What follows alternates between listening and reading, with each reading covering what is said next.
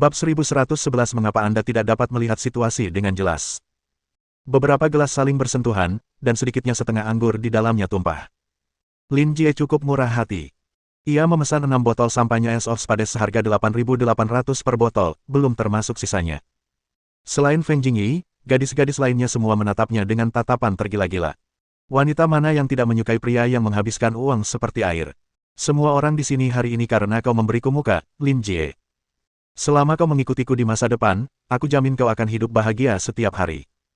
Lin Jie memegang gelas anggurnya dan bertindak seperti kakak laki-laki. Yang lain langsung menyanjungnya. Kak Jie sangat murah hati. Sekali lihat, kita bisa tahu kalau dia orang yang bisa melakukan hal-hal hebat. Perlukah kukatakan itu? Keluarga saudara Jie sangat kaya, dan dia sangat berbakat. Masa depannya tak terbatas. Kudengar kakak Jie baru-baru ini membuat masalah besar dan menghasilkan banyak uang. Kalau kamu sudah begitu berkuasa sebelum lulus, apa yang akan terjadi setelah lulus? Itulah sebabnya aku bilang ada susu untuk diminum bersama kakak Jie. Kakak Jie, aku akan menyusulmu nanti. Lin Jie merasa sedikit puas dengan sanjungan mereka, dan sudut mulutnya sudah mencapai telinganya. Namun, saat itu, ia tiba-tiba menyadari Ye Feng yang berdiri di sudut, masih memasang ekspresi acuh tak acuh. Ia tidak bergabung dengan pasukan yang memujinya. Hal ini membuatnya kesal. Ye Feng, lagi pula kita tinggal di asrama yang sama. Katakan sesuatu. Gao Sufei melihat Lin Jie tidak senang dan langsung mendorong lengan Ye Feng. Terima kasih atas keramahannya. Ye Feng hanya bisa mengangkat gelas anggurnya. Namun, ini jelas bukan yang ingin didengar Lin Jie. Ia mendengus dingin dan kembali duduk di sofa. Ye Feng, aku tahu kau beruntung dan kaya raya. Tapi, jangan anggap momen ini sebagai keabadian. Kalau kau tak punya kemampuan, cepat atau lambat kau akan kalah. Ye Feng mengangguk. Masuk akal, mari kita saling menyemangati. Lin Jie ditolak, jadi dia mencibir dan tidak mengatakan apapun lagi. Yang lain bisa melihat kesenjangan antara Lin Jie dan Ye Feng, jadi mereka semua menjaga jarak dari Ye Feng untuk menghindari keterlibatan. Hanya Fatichu yang tidak terlalu khawatir. Ia menghampiri dan menepuk bahu Ye Feng. Baiklah, Feng Zi, semuanya keluar dan bermainlah, semangat. Ayo, minum. Ye Feng bersulang dengannya, tetapi tidak langsung meminumnya. Tidakkah kau lihat mereka mulai mengisolasiku? Apa kau tidak takut Lin Jie akan membencimu jika kau terlalu dekat denganku? Fatichu mencibir, baiklah. Lagi pula aku tidak pernah terpikir untuk memujanya. Jika dia tidak mengatakan bahwa dia ingin meringankan hubungan denganmu hari ini, aku tidak akan datang. Ye Feng meneguk anggur di cangkirnya. Saudaraku yang baik. Fatichu menatapnya dengan cemas. Feng Zi, katakan padaku dengan jujur, apakah kamu mengalami kesulitan? Kalau kamu butuh uang, kabari aku. Walaupun aku tidak bisa banyak membantu, aku pasti akan berusaha sebaik mungkin. Ye Feng menepuk bahunya. Jangan khawatir, aku baik-baik saja. Kalau memang sampai begitu, aku pasti akan membuka mulutku untukmu. Baru pada saat itulah Fatichu merasa lega, dan dia tersenyum konyol. Ye Feng melirik Lin Jie dan tak kuasa menahan diri untuk bertanya, Lin Jie ini dulu sangat sombong, tapi dia tidak pernah sesombong ini. Ada apa dengannya hari ini? Fatichu memandang Lin Jie dengan iri. Bukankah ayahnya kepala departemen pembelian di Fengsheng Trading? Dia mengandalkan koneksi ayahnya untuk mendapatkan hak memasok lini produk pertanian di bawah Fengsheng Trading. Mereka telah menghasilkan setidaknya sebanyak ini dalam waktu kurang dari seminggu dengan langsung mengumpulkan produk pertanian dari pedagang sayur dengan harga rendah, lalu menjualnya ke perusahaan dagang dengan harga tinggi. Sambil berbicara, dia mengangkat satu jarinya. Ye Feng menyipitkan matanya. 1 juta. Fatichu tersenyum meremehkan, 10 juta. Ye Feng sedikit terkejut. Membeli sayuran untung besar. Fatichu terkekeh. Ayahnya seorang eksekutif senior di sebuah perusahaan perdagangan. Entah bagaimana dia bisa mendapatkan subsidi internal yang besar dari perusahaan. Mereka bisa menjual sayuran dengan harga lebih dari 50 yuan per kati. Cahaya dingin melintas di mata Ye Feng. Bukankah ini korupsi yang terselubung? Fatichu merentangkan tangannya tanpa daya. Ayahnya sudah mengatur hubungan antara atasan dan bawahan. Banyak eksekutif senior di perusahaan berada di pihak yang sama dengan ayahnya. Tidak ada yang akan ikut campur dalam urusannya. Ye Feng mencibir. Apakah Lin Jie memberitahumu ini? Fatichu mengangguk, awalnya dia tidak mau bicara apa-apa. Dia diam-diam bercerita setelah minum terlalu banyak. Jangan keluar dan bilang apa-apa. Kalau tidak, dia tidak akan membiarkanku pergi. Ye Feng mengangguk dan mendekatkan gelas anggur ke mulutnya, menatap Lin Jie dengan tatapan main-main. Fatichu tidak berkata apa-apa lagi padanya. Ia malah pergi menjilat teman wanitanya. Gadis itu sepertinya bernama Wang Yutong. Ketika melihatnya datang, dia langsung minggir dengan jijik. Fatichu menjilat bibirnya dan tersenyum. Yutong, kamu mau nyanyi? Aku pilih satu, kita bisa nyanyi bareng, iya. Wang Yutong mencibir. Nyanyianmu jelek sekali. Lagi pula aku belum pernah mendengarnya. Lupakan saja. Fatichu menggaruk kepalanya dengan canggung. Kalau begitu, ayo main game. Kamu tahu cara main Korean Tiger Chicken? Wang Yutong menatapnya dengan tidak sabar. Bisakah kau menjauh dariku? Aku tidak ingin kau terlibat. Fatichu tercengang. Apa maksudmu? Apa maksudmu dengan terlibat? Wang Yutong melirik Ye Feng dengan dingin. Tidakkah kau lihat Lin Jie membencinya? Kau benar-benar terburu-buru untuk dekat dengannya. Apa kau benar-benar bodoh atau pura-pura bodoh? Fatichu sedikit mengernyit. Ye Feng itu saudaraku. Hanya karena Lin Jie membencinya, aku jadi tidak bisa dekat dengannya. Wang Yutong sangat marah hingga hampir muntah darah. Kenapa kamu tidak bisa melihat situasinya dengan jelas? Si Ye itu sekarang tidak punya uang dan menjadi miskin lagi. Dan Lin Jie bisa menghasilkan lebih dari 10 juta seminggu. Kau menyerah pada paha yang begitu bagus dan bersikeras naik kapal rusak itu. Apa kau gila? Fatichu langsung berdiri. Ye Feng adalah saudaraku. Entah dia punya uang atau tidak, dia tetap saudaraku. Pergi sana. Kamu nggak suka adikku, aku nggak suka kamu. Karena terlalu bersemangat, suaranya agak keras. Seluruh ruangan langsung menjadi sunyi. Lin Jie sudah lama tidak senang dengan Fatichu. Semua orang bisa melihat bahwa dia sengaja mengucilkan Ye Feng, tapi pria ini masih saja menggoda anak itu. Sekarang, dia berani berdiri di pihak Ye Feng, yang membuatnya marah. Fatichu, kamu mabuk berat. Apa yang kamu bicarakan? Dia memelototi Fatichu dengan ketidakpuasan. Lin Jie. Fatichu sangat marah. Dia tidak peduli. Dia menunjuk hidung Lin Jie dan memarahi. Lin Jie, berhenti berpura-pura jadi serigala. Bukankah itu hanya sedikit uang yang busuk? Apa kau sedang pamer? Wajah Lin Jie berubah sangat buruk setelah ditunjuk dan dimarahi olehnya. Kau tahu apa yang kau bicarakan? Fatichu langsung mencibir, apa? Apa aku salah bicara? Kamu bilang ingin memperbaiki hubunganmu dengan Ye Feng, makanya aku memanggilnya. Pada akhirnya, kau terus-terusan mempersulitnya, membuatku merasa bukan manusia. Berhenti berpura-pura. Bab 1112 aku seharusnya iri.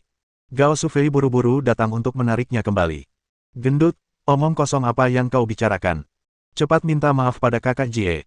Si gendut Chu menjadi gila dan menepis tangannya. Gao Sufei, berhentilah berpura-pura menjadi orang baik.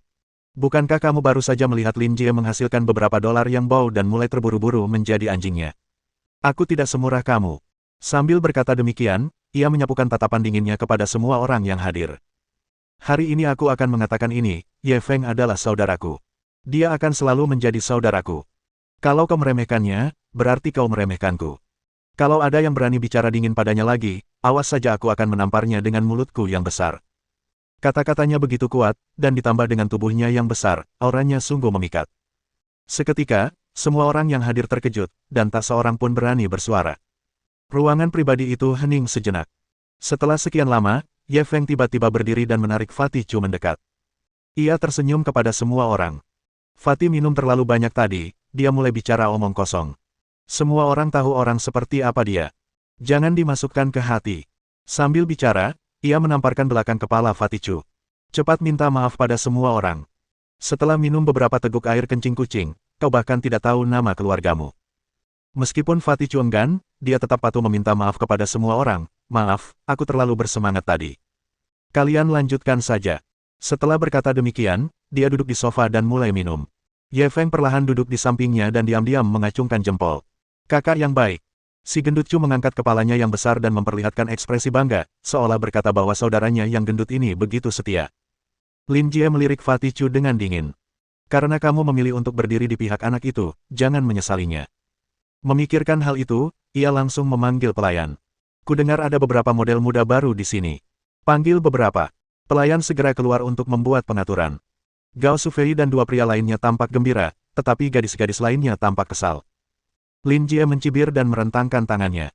Jangan salahkan aku, kalian tidak boleh melepaskanku. Aku mengajak adik-adikku bermain hari ini, jadi wajar saja kalau aku harus membiarkan mereka bersenang-senang.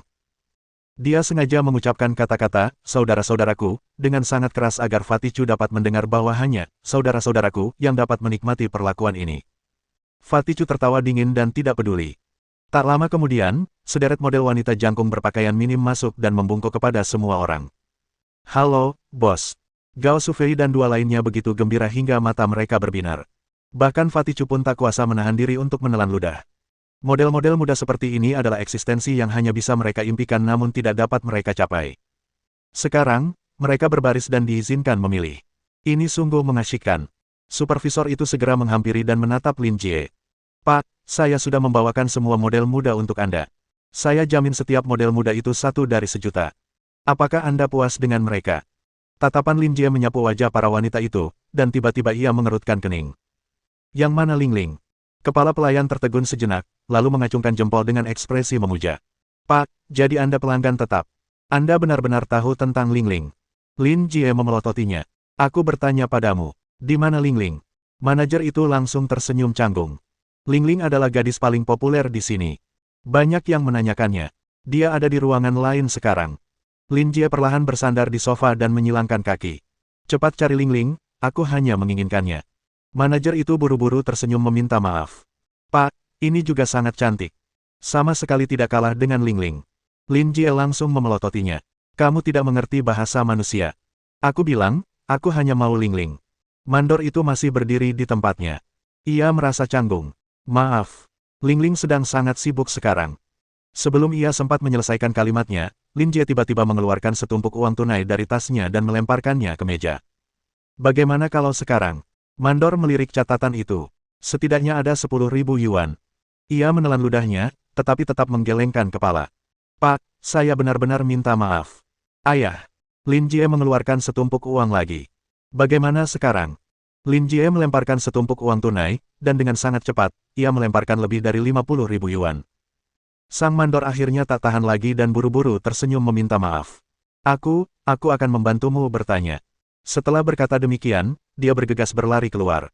Gao Shufei dan 2 orang lainnya segera memanfaatkan kesempatan itu dan mulai menyanjung Lin Jie lagi. Kak Jie tadi ganteng banget. Dia bisa bikin orang pingsan pakai uang. Mimpiku dalam hidup ini adalah menjadi seperti kakak Jie suatu hari nanti, menghamburkan uang hanya karena perselisihan sekecil apapun, haha. Selama kamu mengikuti kakak Jie, cepat atau lambat kamu akan menjadi sombong. Kakak Jie akan menjadi idolaku di masa depan. Lin Jie semakin merasa puas dengan sanjungan mereka, dan ia langsung melambaikan tangannya. Jangan hanya berdiri di sana, pilih satu saja. Tidak, semuanya pilih 2. Gao Shufei dan 2 orang lainnya segera maju untuk memilih model. Fatih Chu menatapnya dengan iri, tetapi pada akhirnya, dia tidak bergerak. Pria harus punya tulang punggung. Namun, dia masih harus merasa iri. Bab 1113 Mengapa Anda di sini? Meskipun Gao Shufei dan 2 orang lainnya punya niat jahat, mereka tidak punya nyali. Masing-masing dari mereka memilih 2 model muda, tetapi mereka tidak berani menyentuhnya. Mereka duduk di sana dengan patuh dan minum. Sebaliknya, para model muda itu justru mengambil inisiatif untuk bersandar ke lengan mereka, membuat mereka bertiga gemetar karena kegirangan. Lin Jie tak kuasa menahan diri untuk menggoda mereka bertiga ketika melihat ekspresi pengecut mereka. Kalian ini, jangan pengecut, iya. Kalau terpaksa, ya terpaksa. Masing-masing dari mereka sudah dibayar lebih dari 2.000 yuan untuk duduk di panggung. Kita tidak boleh menyia-nyiakannya. Baru pada saat itulah mereka bertiga mulai memiliki kontak intim satu sama lain. Lin Jie melirik Ye Feng dan Fatih Chu yang ada di sampingnya. Jadilah adikku, Lin Jie, katanya sinis. Aku jamin akan ada gadis-gadis yang takkan pernah bosan kau miliki, dan kau akan menikmati kebahagiaan tanpa batas. Bagi mereka yang tidak mau menjadi saudaraku, maafkan aku. Mereka hanya bisa menonton dari pinggir. Fatih Chu tahu bahwa dia meremehkannya dan langsung mencibir, apa yang kau pamerkan? Tidak ada yang peduli.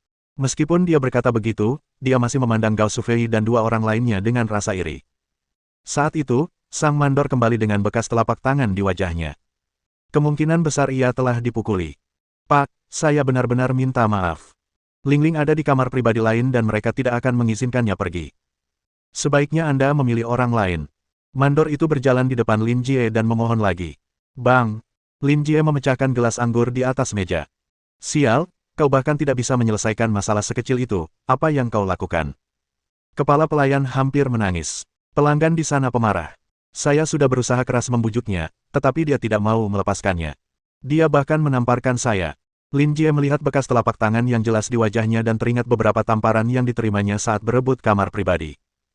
Rasanya masih sakit. Tiba-tiba dia merasa ingin mundur. Saat itu, Gao Shufei buru-buru menarik lengannya. Kakak Jie, lupakan saja. Lagi pula, Yang Cheng bukan wilayah kita. Jangan membuat masalah. Lin Jie sangat marah ketika mendengar itu. Apa kau meremehkanku? Ayahku adalah kepala departemen pembelian Feng Sheng Trading, dan aku kenal orang-orang di klub klan suci. Apa yang kau takutkan? Sambil berbicara, ia menoleh ke arah manajer. Bawa aku ke sana. Kurasa tidak sesulit itu memanggil seorang wanita. Mandor tidak punya pilihan selain membawanya keluar. Ayo kita lihat. Gao Sufei dan yang lainnya buru-buru mendorong kedua model muda itu dan mengikutinya keluar. Fatichu juga berdiri. Ye Feng menghentikannya. Dia akan merebut seorang wanita. Kenapa kau mengikutinya? Fatichu tertegun. Aku takut kalau mereka bertengkar. Ye Feng menariknya kembali ke tempat duduknya. Sudahlah, dia tidak menganggapmu seperti anaknya sendiri, kenapa kau ikut bersenang-senang? Bukankah menonton acaranya menyenangkan? Sambil berbicara, ia menunjuk ke arah para model muda yang tampak kebingungan. Bukankah kalian tadi iri? Bukankah ini kesempatan bagus untuk kalian? Fatichu langsung tersenyum sedih, itu benar. Sambil berbicara, ia perlahan duduk di tengah para model muda. Di bawah tatapan penuh semangat Ye Feng, ia perlahan menarik kedua model itu ke dalam pelukannya dan mulai menggerakkan tangannya ke atas dan ke bawah. Melihat dia tertawa sangat keras hingga memiliki mata tetapi tidak memiliki hidung, seperti orang kaya, Ye Feng tertawa terbahak-bahak. Feng Jingyi juga mencondongkan tubuh ke pelukannya. Suasana di ruang pribadi itu menjadi harmonis. Pada saat yang sama, Lin Jie dan yang lainnya telah tiba di ruang pribadi di bawah pimpinan manajer. Karena perebutan kamar pribadi sebelumnya, kepercayaan dirinya melonjak drastis.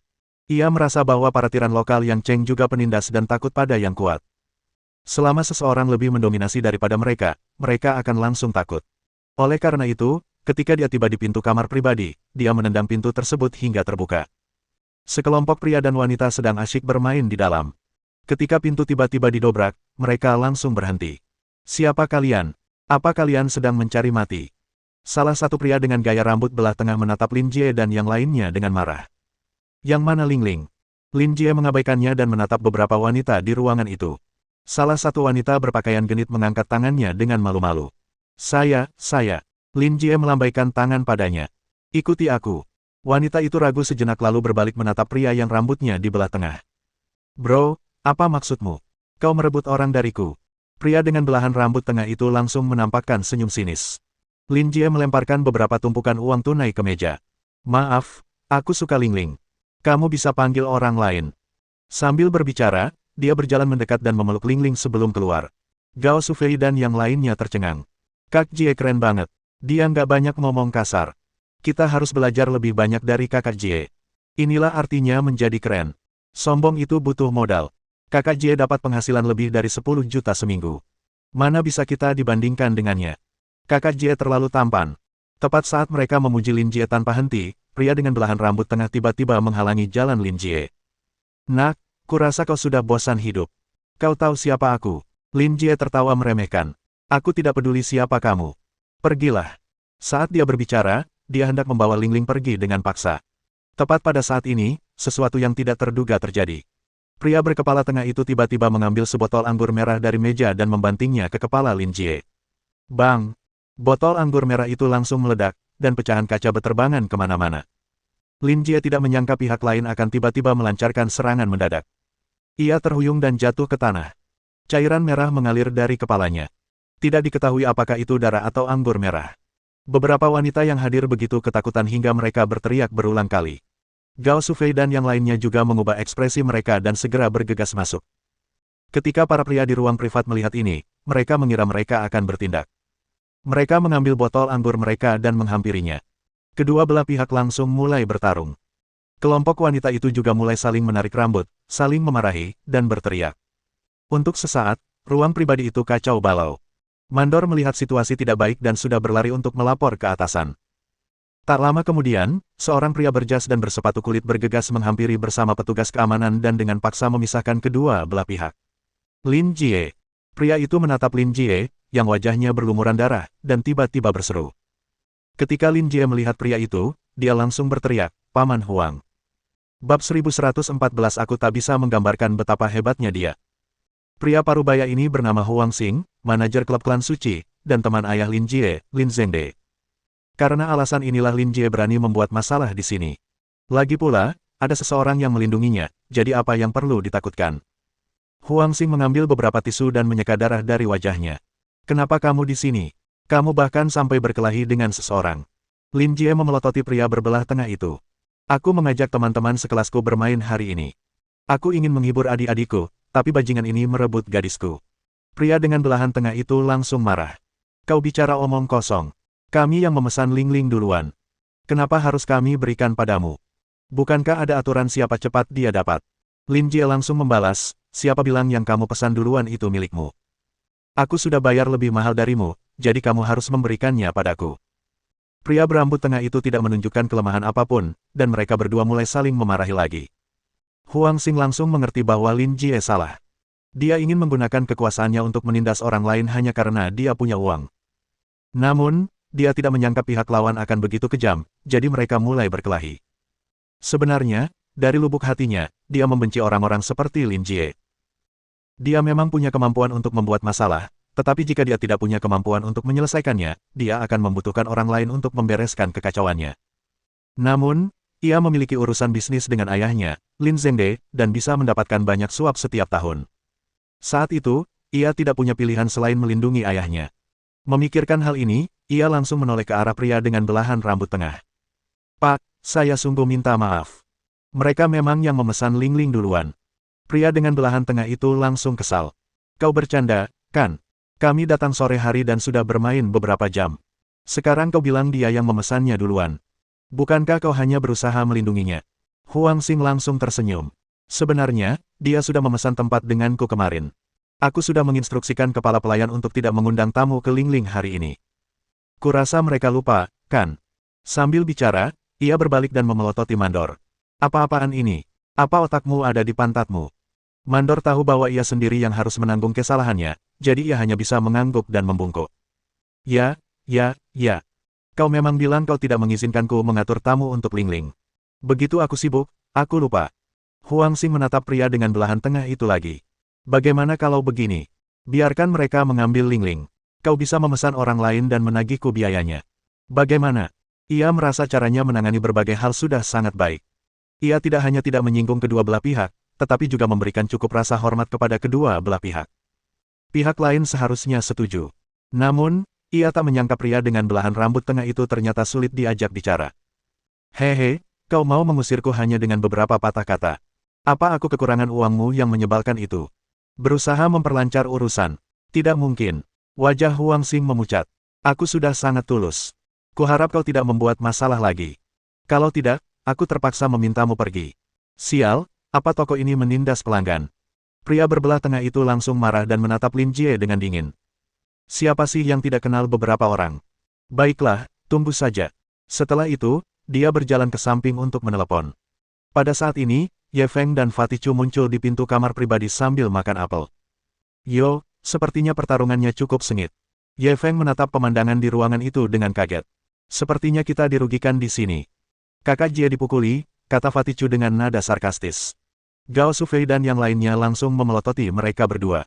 Kalian seperti pengecut saat bertarung tadi, dan sekarang kalian masih punya keberanian untuk muncul.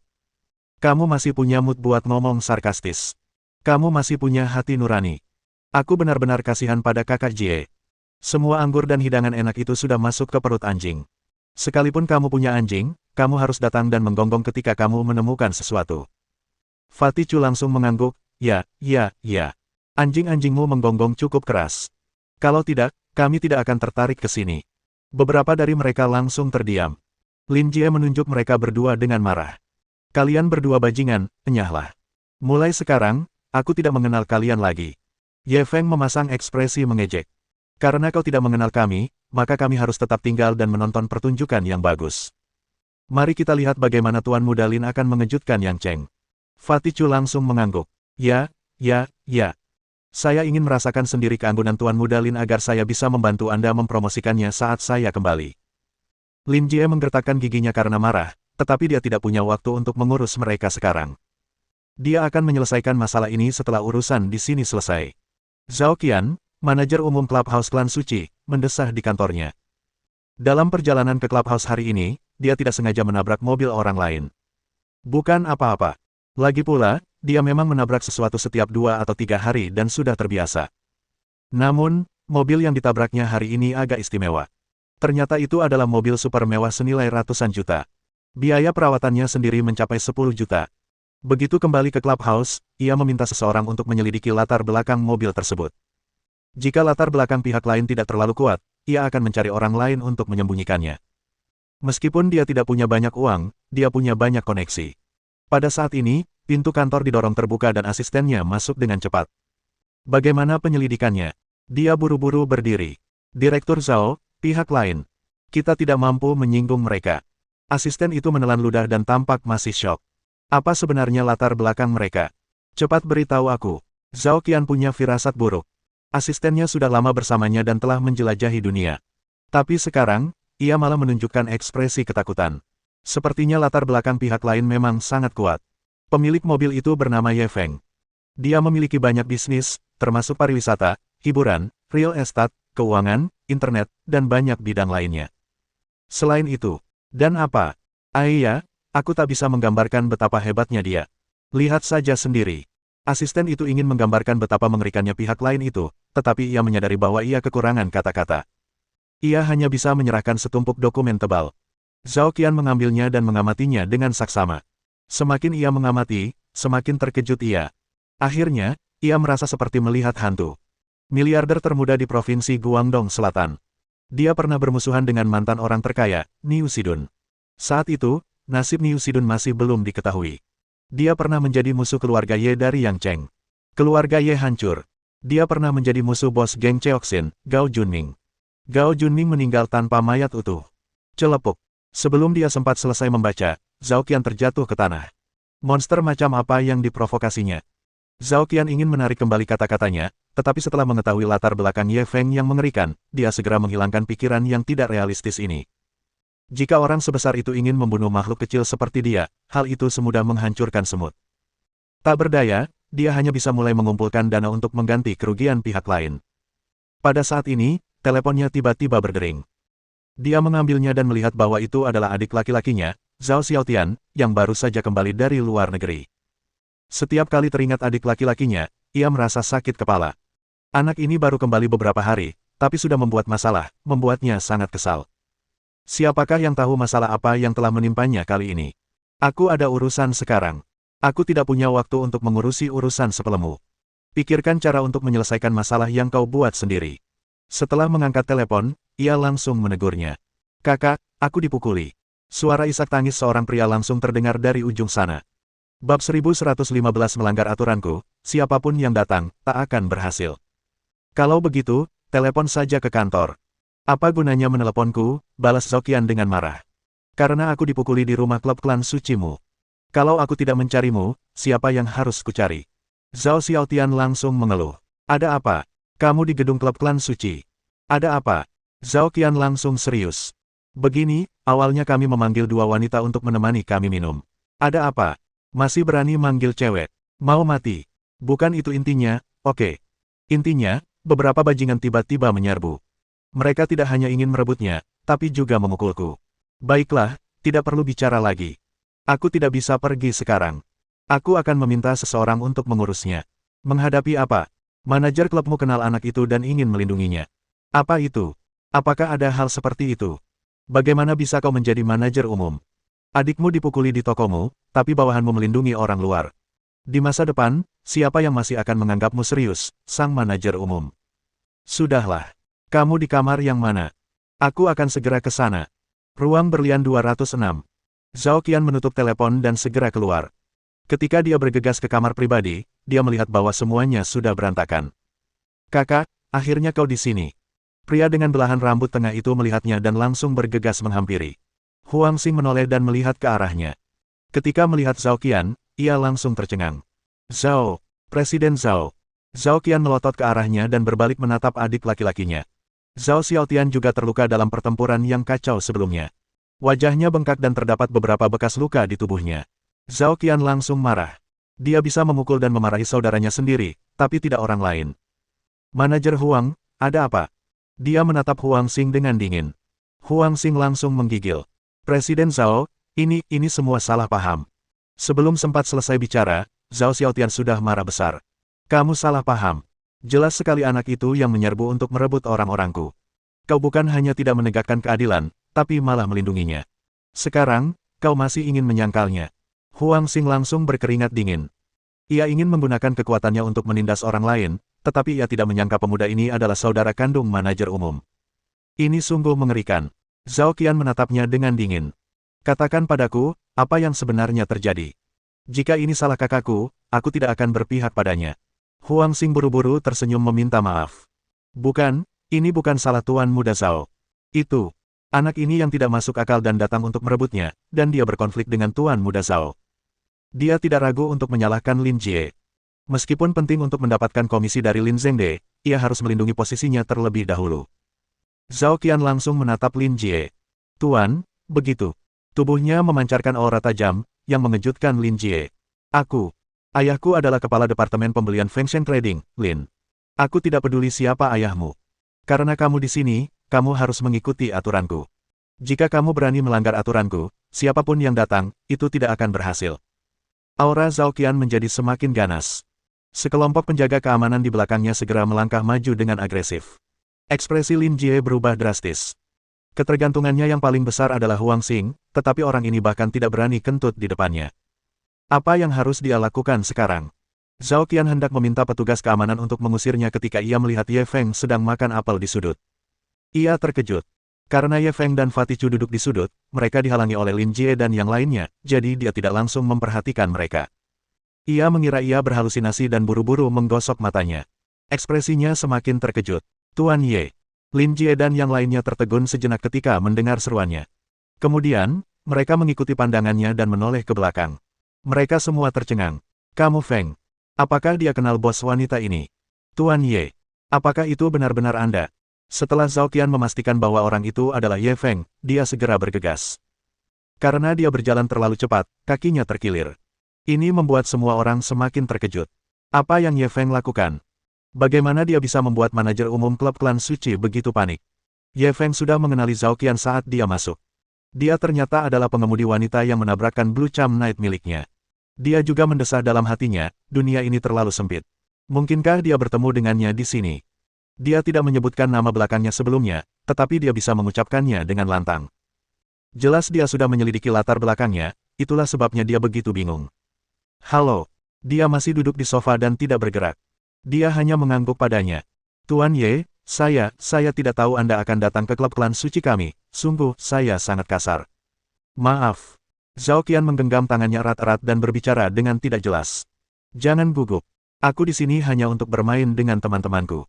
Ye Feng menarik tangannya dan tersenyum padanya. Apakah mereka semua temanmu?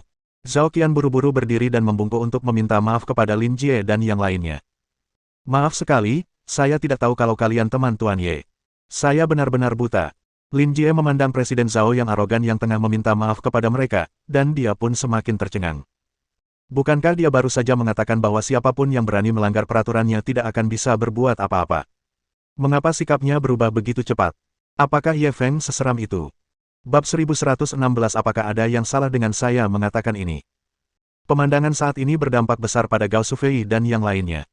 Bahkan, pendukung, Lin Jie, Huang Xing pun membungkuk ketika melihat Presiden Zhao. Dan ketika Presiden Zhao melihat Ye Feng, dia malah semakin ketakutan. Bukankah itu berarti kesenjangan antara Lin Jie dan Ye Feng setidaknya adalah Huang Xing dan Presiden Zhao? Ekspresi wajah Lin Jie sangat jelek. Dia telah memasang jebakan hari ini hanya untuk menamparkan wajah Ye Feng. Pada akhirnya, tindakannya sama ganasnya dengan harimau, merampas kamar pribadi dan wanita, tetapi pada akhirnya, itu membuka jalan bagi Ye Feng untuk pamer. Semakin Zhao Qian menghargai Ye Feng, semakin terlihat betapa tidak berartinya dia. Hal ini membuatnya menggertakkan gigi karena benci. Tunggu apa lagi? Apa kau tidak akan minta maaf kepada tamu-tamu terhormat ini? Zhao Qian melirik sekilas ke arah kakaknya, Zhao Xiaotian. Anak ini memukul teman Tuan Ye. Bukankah dia sedang mencari mati? Zhao Xiaotian sedikit kesal. Kenapa aku harus minta maaf? Aku tidak melakukan kesalahan apapun. Zhao Qian cemas. Pertama, ia menabrak mobil Tuan Ye. Sekarang, saudaranya menabrak temannya. Ia pasti akan menyinggung Tuan Ye. Dia tengah berpikir apakah dia harus maju dan memukuli kakaknya untuk melampiaskan amarahnya kepada Ye Feng dan yang lainnya. Saat itu, Ye Feng berkata, Presiden Zhao, Anda salah paham. Saya tidak mengenal mereka. Anda bebas melakukan apapun yang Anda mau dengan mereka. Itu tidak ada hubungannya dengan saya. Zhao Qian tercengang. Orang-orang ini bukan temannya. Lin Jie sangat marah. Ye Feng, apa maksudmu? Ye Feng mengangkat bahu. Siapa bilang kau tidak akan mengenaliku lagi? Apa ada yang salah dengan ucapanku? Lin Jie langsung tercengang. Ia mengucapkan kata-kata itu saat sedang marah, tetapi ia tidak menyangka akan terbakar sekarang. Ia langsung terdiam. Zhao Qian juga orang yang cerdas. Ia langsung menyadari bahwa Ye Feng sepertinya sedang berselisih dengan Lin Jie, dan ia pun langsung percaya diri dan melambaikan tangan kepada para penjaga keamanan di belakangnya. Usir orang yang melanggar aturan klub kita dan masukkan dia ke daftar hitam. Dia tidak akan pernah diizinkan masuk ke klub kita lagi. Lin Jie cemas. Beraninya kau. Sebelum dia bisa mengatakan apapun lagi, para petugas keamanan sudah bergegas seperti serigala dan menyeretnya keluar. Aku tamu di sini. Kau tidak bisa memperlakukanku seperti ini. Lin Jie terus meronta, dan sepatunya ditendang, tetapi ia tetap diseret keluar seperti anjing mati. Ketika Gao Sufei dan yang lainnya melihat pemandangan ini, mereka semua ketakutan hingga gemetar. Mereka baru saja memuji Lin Jie, tapi sekarang, orang ini malah diusir begitu saja. Hal ini membuat mereka sangat malu. Mereka tidak bisa pergi atau tinggal. Setelah Zhao Qian berurusan dengan Lin Jie, ia kembali menghampiri Ye Feng untuk menyenangkannya. Tuan Ye, dengan status Anda, bagaimana mungkin Anda berada di tempat seperti ini? Silakan pindah ke ruang privat kelas langit terbaik di klub kami. Ye Feng melambaikan tangannya. Tidak perlu, kita harus pergi. Zhao Qian meraih lengannya dan memerintahkan Huang Xing, tunggu apa lagi, cepat bersihkan ruang pribadi kelas langit. Tapi ada tamu terhormat di ruang pribadi kelas langit. Dia ketua Changjiang Real Estate, kata Huang Xing canggung. Siapapun orangnya, tolong suruh mereka segera pergi. Aku akan menanggung semua konsekuensinya, sela Zhao Qian dengan tidak sabar. Ya. Huang Xing bergegas pergi untuk mengatur. Fatih Chu, Gao Sufei, dan yang lainnya tercengang oleh pemandangan ini. Manajer umum klub klan suci ini sangat menghargai Ye Feng, sungguh tidak dapat dipercaya. Karena itu adalah ruang pribadi kelas atas di gedung klub, orang yang bisa memesan tempat seperti itu pastilah seorang taipan kelas atas. Dan Zhao Qian ingin mengusir tamu terhormat seperti itu demi menyenangkan Ye Feng. Bukankah ini agak berlebihan? Mereka bahkan curiga bahwa manajer umum Zhao ini tidak mengenal Ye Feng, atau dia disewa olehnya untuk bertindak. Akan tetapi, mereka segera menganggap ide ini konyol. Pertama-tama, tempat pertemuan mereka malam ini ditentukan oleh Lin Jie. Mustahil bagi Ye Feng untuk mengenal Zhao Qian secara kebetulan. Kedua, Zhao Qian adalah manajer umum klub klan suci. Bagaimana mungkin kau mempekerjakannya dengan uang? Jika Ye Feng benar-benar mampu membayar uang ini, bukankah itu membuktikan bahwa dia lebih kuat dari Lin Jie? Bagaimanapun, itu sudah membuktikan bahwa kekuatan Ye Feng jauh lebih unggul daripada Lin Jie. Tak ada bandingannya sama sekali. Haruskah kita mengikuti mereka? Yang lain menatap Gao Sufei, menanyakan pendapatnya. Mereka semua sebelumnya berada di pihak Lin Jie, sengaja mengisolasi Ye Feng. Sekarang setelah dia diundang ke ruang VIP, jika mereka mengikutinya, bukankah mereka terlalu keras kepala? Namun, jika mereka pergi begitu saja, mereka pasti agak enggan. Mereka semua ingin melihat seperti apa kamar pribadi kelas atas itu. Gao Sufei masih sedikit bimbang. Namun, Fatih Chu tidak khawatir. Ia mengikuti Ye Feng dengan langkah tidak sopan. Wang Yutong langsung memegang lengannya dengan sikap memuja. Gemuk, bisakah kau membawaku ke atas untuk melihatnya? Fatih Chu menatapnya dengan jijik. Tidakkah kau pikir aku tidak bijaksana? Cari saja kakak Jiemu. Kenapa kau mengikutiku? Wang Yutong langsung tersenyum meminta maaf. Aku meremehkannya. Aku tidak menyangka Ye Feng begitu populer. Bahkan manajer umum klub klan suci memperlakukannya berbeda. Kau pasti akan memiliki masa depan yang cerah jika kau mengikutinya. Fatih Chu langsung bangga. Tentu saja, bagaimana mungkin kakakku jahat? Jangan menjelek-jelekkan kakakku lagi, kau dengar aku. Wang Yutong buru-buru mengangguk. Ya. Aku tidak akan berani melakukannya lagi. Baru saat itulah Fatih Chu menariknya ke pelukannya dan mengikuti Ye Feng. Gao Sufei berdiri dan saling memandang. Lupakan saja. Harga diri itu apa? Kalau kita ikut mereka, Ye Feng nggak mungkin bisa mengusir kita, kan? Ya. Mari kita ikuti dan perluas wawasan kita. Paling-paling, kita serahkan saja semuanya pada Lin Jie. Kita bilang saja dia yang memaksa kita melakukan itu. Lin Jie juga tidak berguna. Saya pikir dia akan bisa bermain bagus di Yang Cheng, tetapi pada akhirnya, dia disingkirkan seperti anjing mati, membuat kami kehilangan muka. Jangan sebut sampah itu. Sekalipun dia punya uang, dia tetap sampah. Mana mungkin dia lebih baik dari Ye Feng? Jangan bicara lagi. Cepat dan ikuti. Beberapa dari mereka berbicara sambil cepat mengikuti jejak Ye Feng. Ruang privat kelas langit layak menjadi ruang privat terbaik di Clubhouse Klan Suci. Baik dari segi ukuran ruangan maupun kemewahan dekorasinya, ruang privat ini tak tertandingi oleh ruang privat lainnya. Keluarga Gao Shufei berbisnis karpet. Sekilas ia mengenali karpet di ruangan itu. Itu adalah karpet Persia yang harganya lebih dari 10.000 yuan per meter persegi. Kamar pribadi ini luasnya setidaknya 20 meter persegi, dan karpetnya saja bernilai 200.000 hingga 300.000 yuan. Kemewahan kamar pribadi ini terlihat jelas. Ye Feng duduk di kursi utama sementara Feng Jingyi duduk di sebelah kirinya. Zhao Qian tentu saja duduk di sebelah kanannya. Tuan Ye, Anda ingin minum apa? Ye Feng tidak peduli dengan ini. Terserah. Zhao Qian segera menoleh ke arah Huang Xing yang berdiri di sampingnya. Ambil sebotol Romene Conti itu.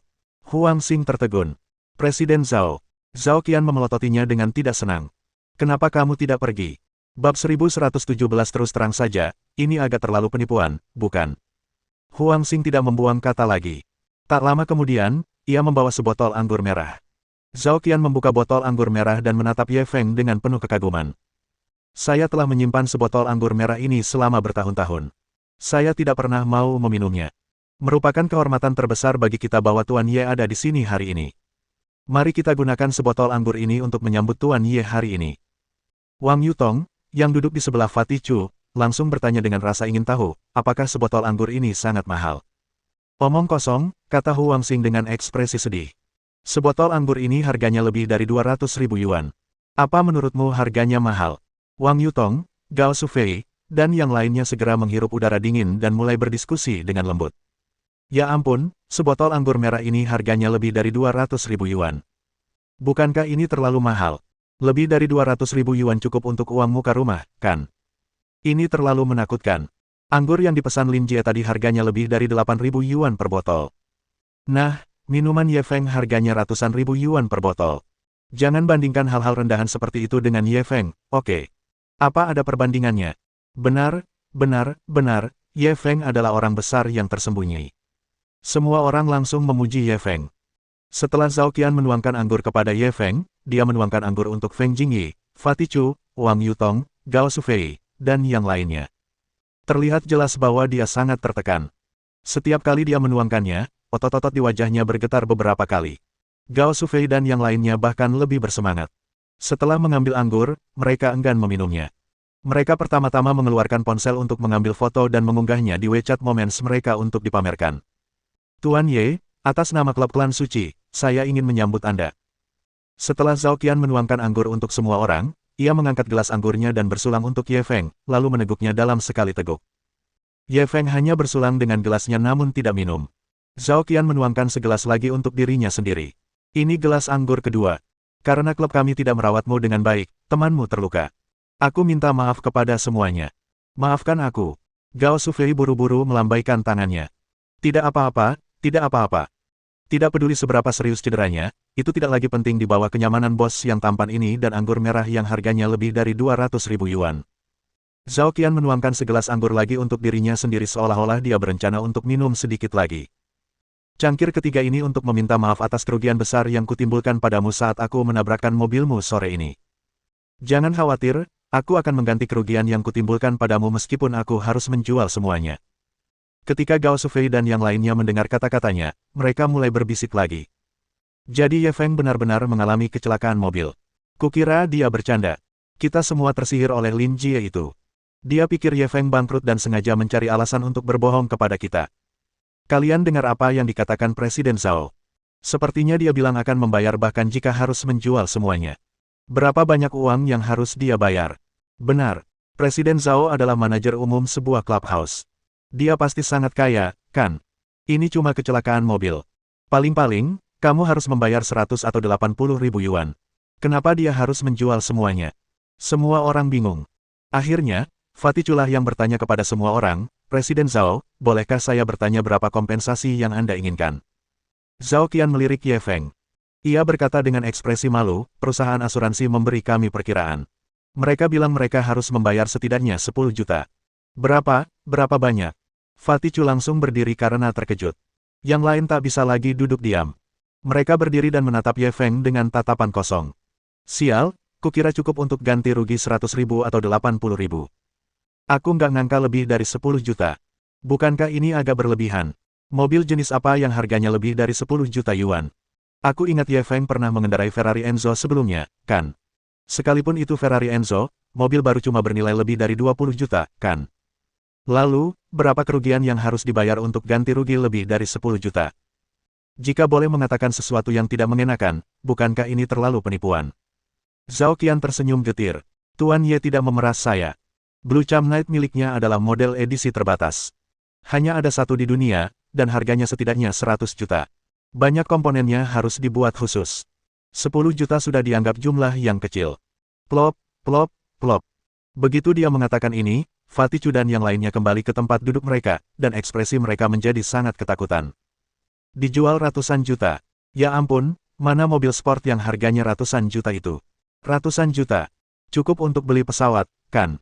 Mobil bisa dijual ratusan juta. Sial, apa urusan Ye Feng sekarang? Mobil-mobil yang dia kendarai semuanya bernilai ratusan juta. Sungguh tak terbayangkan.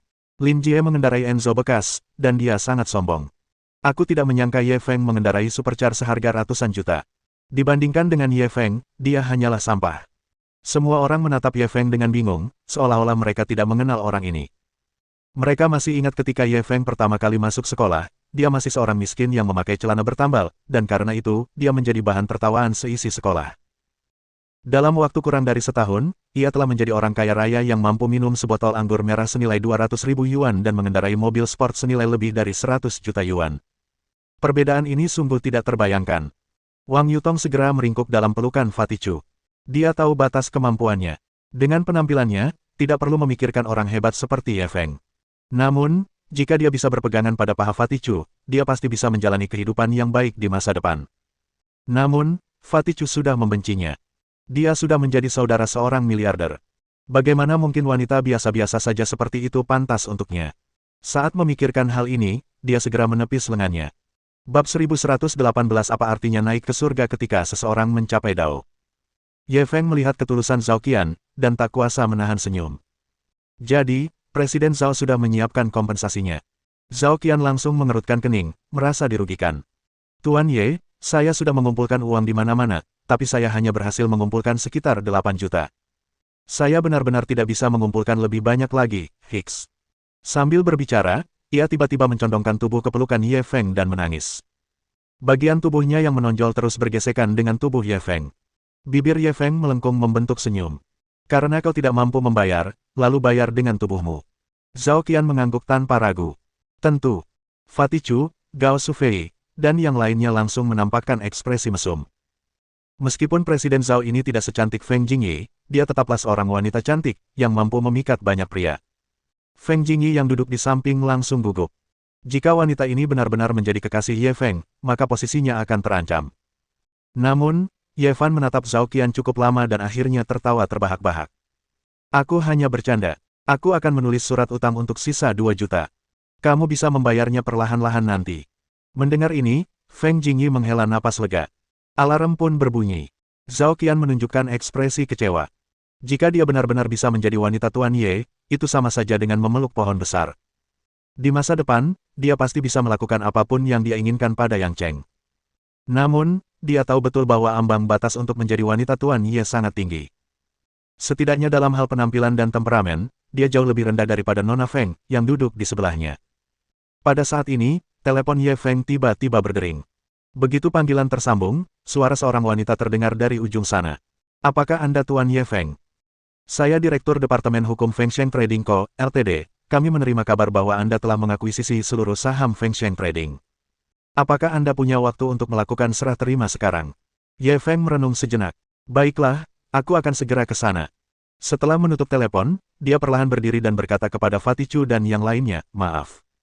Aku ada urusan sekarang. Aku pamit dulu. Fatih Chu juga berdiri saat ini. Feng Zi, kamu mau kemana?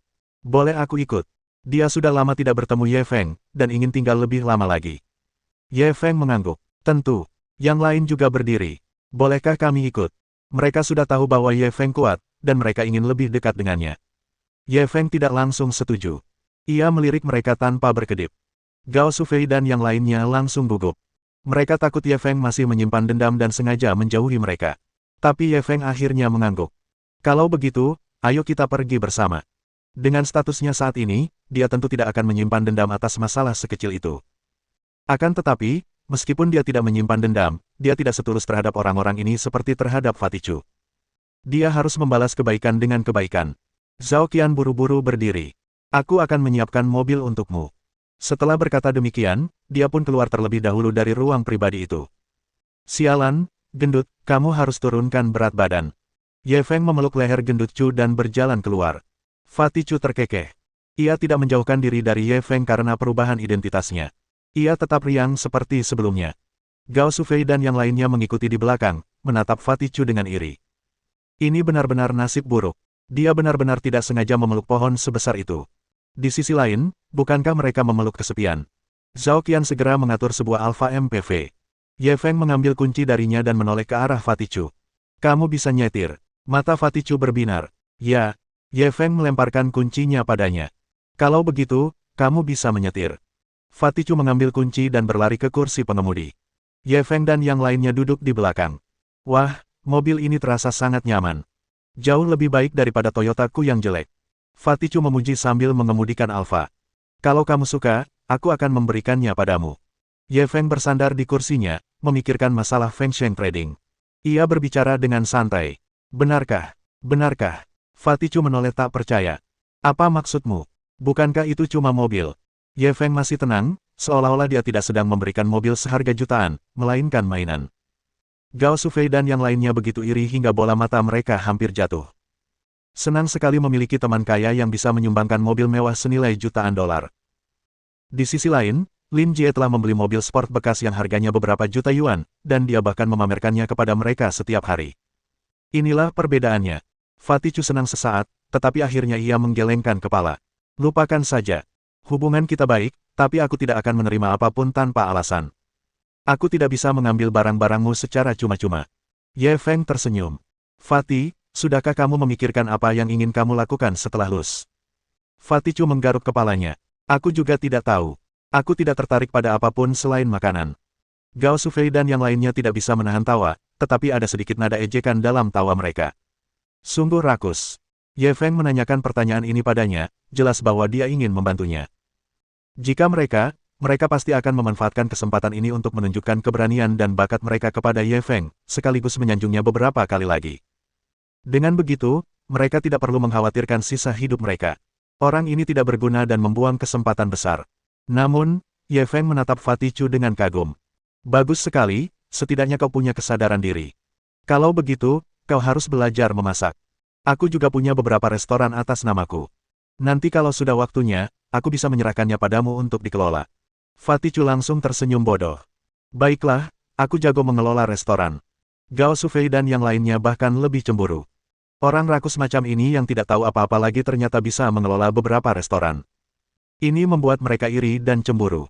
Apa artinya satu orang mencapai Dao, ayam dan anjing naik ke surga? Itu dia. Baiklah, Feng Zi, kita mau kemana? Fatichu sudah menyetir cukup jauh, dan baru kemudian dia ingat bahwa dia belum menanyakan tujuannya. Perdagangan Feng Sheng. Ye Feng memberinya alamat. Fatichu, Gao Sufei, dan yang lainnya menoleh ke arahnya. Bukankah itu perusahaan ayah Lin Jie?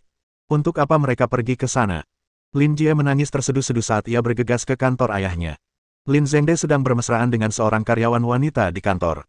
Ketika melihat putranya menerobos masuk tanpa mengetuk, ia buru-buru melambaikan tangan ke arah karyawan wanita itu. Karyawan wanita itu mengangguk ke arah Lin Jie dan segera berjalan keluar kantor.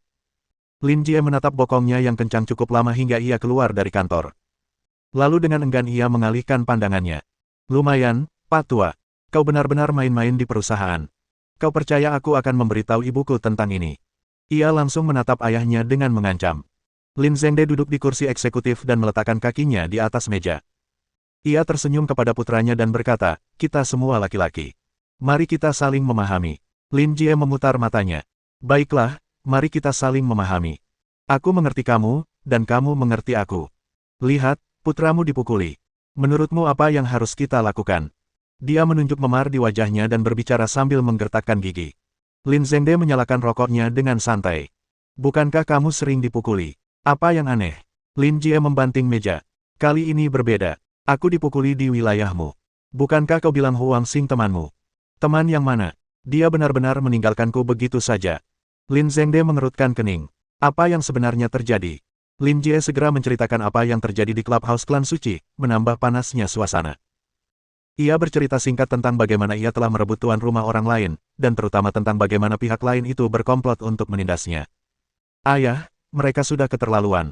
Ayah harus membantuku membalas mereka. Setelah selesai berbicara, ia masih sedikit kesal dan menggedor meja dengan keras. Lin Zhengde juga menggebrak meja. Apa menurutmu aku punya hak bicara soal Yang Cheng? Kau bisa berurusan dengan siapapun yang kau mau. Lin Jie melihat ayahnya marah, dan langsung meringkuk ketakutan. Ia memiringkan kepalanya dan tidak berani berbicara. Lin Zhengde sedikit menahan amarahnya.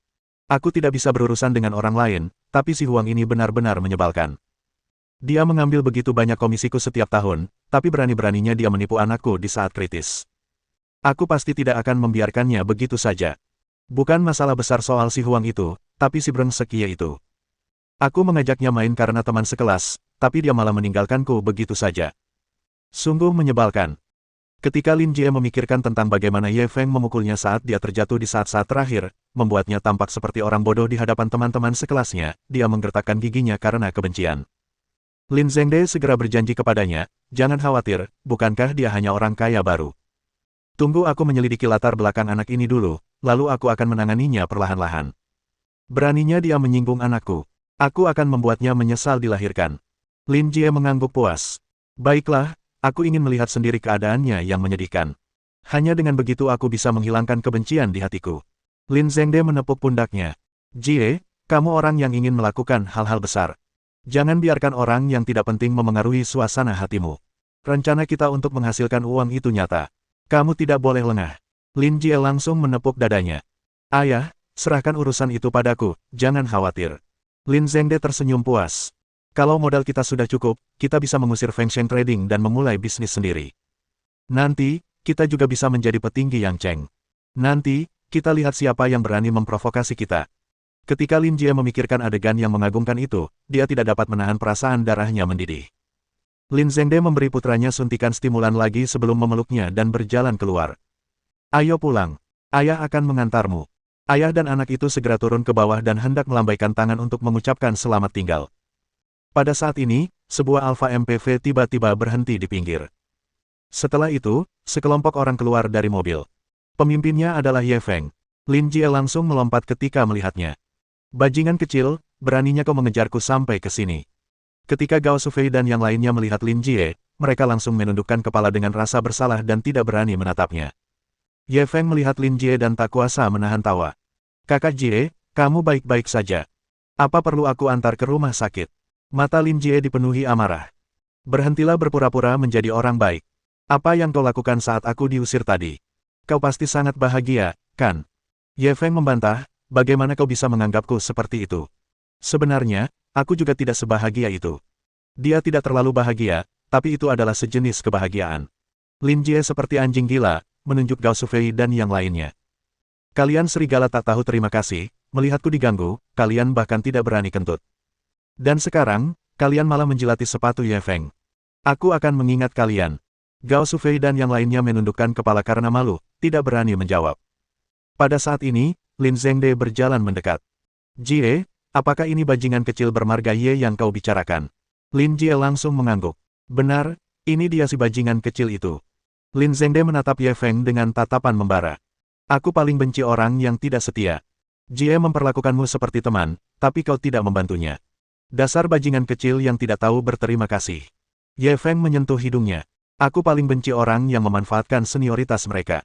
Jangan pikir hanya karena kau tua, aku tidak berani memarahimu, dasar brengsek tua. Lin Zhengde tidak menyangka pria itu akan berani memarahinya balik. Ia langsung marah. Bajingan kecil, beraninya kau membantah. Aku. Feng Jingyi tiba-tiba berdiri. Supervisor Lin, saya harap Anda bisa menjaga ucapan Anda. Ketika Lin Zhengde mendengarnya memanggil identitasnya, sikapnya yang mengesankan langsung goyah. Siapa kamu? Feng Jingyi mencibir. Saya asisten CEO Zonghai Dongan Security. Nama saya Feng Jingyi. Keamanan Dongan. Mendengar ini, Lin Zhengde langsung menjadi serius. Dia pernah mendengar tentang Dongan Security sebelumnya. Dia dengar bos besar di baliknya sangat berkuasa. Sebagai asisten presiden, dia juga orang penting. Dia tidak mudah tersinggung. Memikirkan hal ini, ia langsung memasang ekspresi memuja. Halo, Asisten Feng. Maaf sudah mempermalukan diri sendiri. Bab 1120 ini seharusnya membuktikan kekuatanku, benar. Asisten Feng, apa yang membawamu ke Feng Sheng Trading? Kalau ada yang bisa kubantu, jangan sungkan. Lin Zhengde menatap Feng Jingyi dengan penuh kekaguman, tetapi dia sedang berpikir tentang bagaimana caranya agar bisa mengenal bos besar keamanan Dongan melalui asisten Feng ini dan berhasil berpegangan pada paha ini. Sebelum Feng Jingyi sempat berkata apa-apa, Ye Feng tiba-tiba menghampiri. Kami dengar Tuan Lin punya cara untuk menjadi kaya, kita semua bisa menghasilkan uang bersama. Ekspresi wajah Lin Zhengde berubah, dan dia langsung menatap putranya, Lin Jie.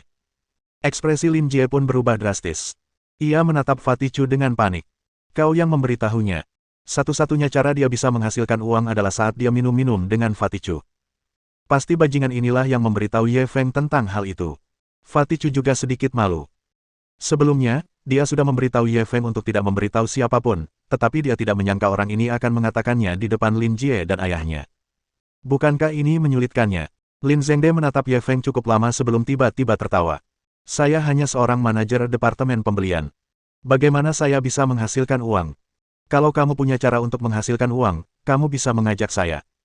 Ye Feng melihat bahwa dia berpura-pura bingung, dan mengangguk. Oh, tidak. Kalau begitu, aku akan bertanya kepada atasanmu dan melihat seberapa besar perbedaan harga produk pertanian perusahaanmu dengan harga sebenarnya. Setelah itu, dia berbalik dan berjalan menuju gedung perdagangan Feng Sheng. Feng Jingyi dan yang lainnya mengikutinya. Berhenti. Lin Zhengde berteriak cepat, ekspresinya sangat gugup. Ada apa? Ye Feng berhenti dan berbalik untuk menatapnya. Lin Zhengde melihat sekeliling. Kita bicara di kantorku saja. Setelah berkata demikian, dia melotot ke arah putranya, bangkit berdiri, dan berjalan menuju kantornya. Lin Jie menggertakkan giginya dan memelototi Ye Feng. Ye Feng, kalau kau berani memberitahu siapapun tentang ini, aku tidak akan membiarkanmu lolos. Setelah mengancamnya, dia buru-buru mengikuti jejak ayahnya. Fatichu bergegas menghampiri. Feng Zi, bukankah kita sudah sepakat untuk tidak memberitahu siapapun tentang ini? Apa kau tidak membuatku terlihat tidak manusiawi? Ye Feng tersenyum dan menatapnya. Kenapa? Apa kau takut menyinggung Lin Jie? Fatichu buru-buru melambaikan tangannya. Bukan itu masalahnya. Aku hanya berjanji padanya untuk tidak memberitahu siapapun tentang ini. Sekarang, aku malah jadi informan. Aku. Ye Feng menepuk bahunya. Ini bukan mengadu, ini mengungkap. Kau pahlawan hebat yang membasmi kejahatan demi rakyat. Fatichu menatap punggungnya dan tertawa bodoh, aku pahlawan. Haha, aku pahlawan. Setelah mengetahui identitasnya, dia berjalan dengan penuh semangat. Sekelompok orang memasuki kantor Lin Zhengde dengan cara yang megah. Lin Zhengde menyeduh secangkir teh untuk semua orang, lalu menatap Ye Feng dengan waspada. Katakan padaku, apa yang kau inginkan? Ye Feng meniup daun teh di cangkirnya dan menyesapnya sedikit. Tuan Lin, jangan gugup, saya punya banyak uang sekarang. Yang saya butuhkan hanyalah proyek yang bagus. Jika Anda bisa menemukan beberapa cara untuk menghasilkan uang dengan cepat, kami akan membagi uangnya secara merata. Lin Zhengde langsung tergerak, tetapi dia tidak segera mengungkapkan pendiriannya, seolah-olah dia mencoba menentukan kredibilitas kata-kata pihak lain. Ye Feng melihat keraguannya dan tersenyum. Tuan Lin khawatir saya tidak mampu melakukannya, jadi Anda mencoba mendapatkan sesuatu tanpa imbalan, kan? Saat ia berbicara, ponselnya tiba-tiba berdering. Ia mengambilnya dan melihatnya, senyumnya semakin lebar. Tuan Lin, tolong lihat. Ini seharusnya membuktikan kekuatanku, kan? Ia segera mengarahkan ponselnya ke Lin Zhengde. Ternyata itu notifikasi dari bank bahwa ia telah menerima 8 juta yuan. Itu adalah kompensasi dari Zhao Qian. Ketika Lin Zhengde melihat deretan angka yang panjang itu, napasnya langsung memburu, tetapi ia masih merasa khawatir. Sekalipun kau punya kemampuan, kenapa aku harus percaya padamu? Bagaimana kalau kau mengadu? Ye Feng langsung tertawa terbahak-bahak. Paman Lin, kau terlalu khawatir. Jie dan aku adalah saudara baik di asrama yang sama. Kenapa aku harus mengkhianatimu? Lagi pula, tujuanku kan mencari uang. Apa gunanya aku mengkhianatimu? Lin Zhengde berpikir sejenak dan merasa apa yang dikatakannya masuk akal. Dia mendengar dari putranya bahwa Ye Feng ini adalah seorang kaya baru. Dia sangat mengenal orang kaya baru seperti ini. Orang seperti ini mungkin beruntung dan tiba-tiba mendapatkan banyak uang, tetapi mereka tidak memiliki kemampuan atau cara untuk menghasilkan uang. Mereka hanya bisa duduk dan makan. Ye Feng mungkin terganggu oleh masalah ini.